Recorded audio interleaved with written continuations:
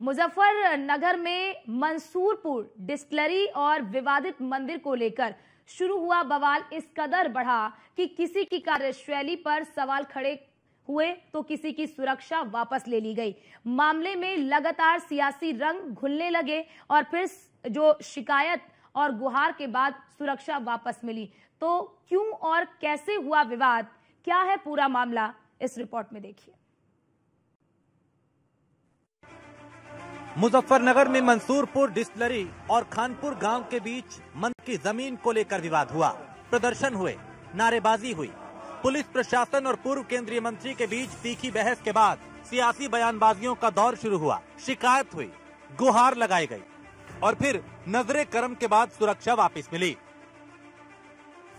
Muzaffarnagar Lok Sabha seat से पूर्व BJP सांसद और पूर्व केंद्रीय मंत्री संजीव बालियान की सुरक्षा वापस कर दी गई है। इसका ऐलान करते हुए उत्तर प्रदेश पुलिस ने शुक्रवार यानी 17 जनवरी को एक प्रेस नोट जारी किया।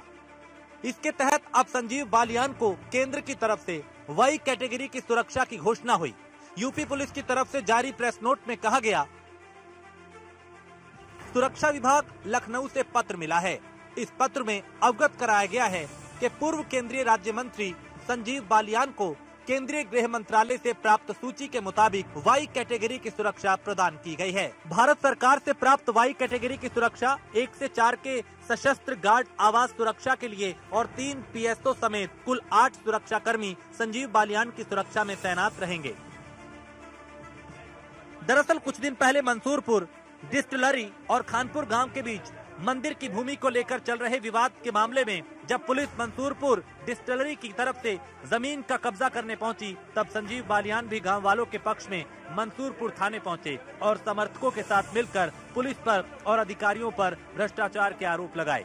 मौके पर मंसूरपुर एसएचओ के साथ संजीव बालियान की जमकर बहस हुई, जिसके बाद उनकी सुरक्षा वापस ले ली गई, जिस पर संजीव बालियान ने मुजफ्फरनगर पुलिस पर भ्रष्टाचार और सुरक्षा वापस लेने का आरोप लगाया, जबकि हकीकत इससे पूरी तरह अलग है।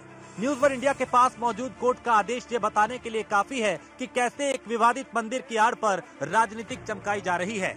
न्यूज वन इंडिया के पास मौजूद मुजफ्फरनगर के सिविल जज जूनियर डिवीजन के आदेश की एक कॉपी पूरी सच्चाई बयां कर रही है।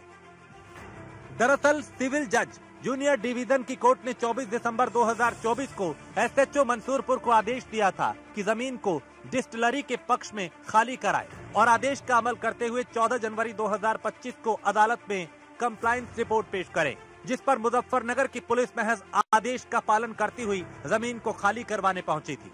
इस कॉपी से साफ जाहिर होता है कि पुलिस ने मंसूरपुर डिस्टिलरी के साथ मिली भगत नहीं बल्कि कोर्ट के आदेश के अनुपालन में जमीन का कब्जा मंसूरपुर डिस्टिलरी को दिलवाया था। वहीं सुरक्षा वापस लिए जाने पर संजीव बालियान ने मुख्यमंत्री योगी आदित्यनाथ को पत्र लिखकर पुलिस की शिकायत करने के साथ सुरक्षा वापस लेने की मांग की। इसके साथ ही बीजेपी के नेता और गाजियाबाद की लोनी विधानसभा क्षेत्र से बीजेपी विधायक नंद किशोर गुर्जर ने मुजफ्फरनगर के पूर्व केंद्रीय मंत्री संजीव बालियान की सुरक्षा हटाने को लेकर गृह विभाग को पत्र लिखा था और उनसे उनकी सुरक्षा वापस करने की बात कही थी।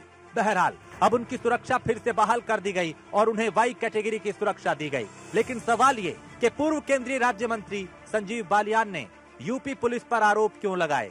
क्या संजीव बालियान को भी आधी अधूरी जानकारी दी गई? क्या संजीव बालियान को भी इस मुद्दे पर गुमराह किया गया? न्यूज वन इंडिया के लिए मुजफ्फरनगर से सचिन जौहरी के साथ ब्यूरो रिपोर्ट।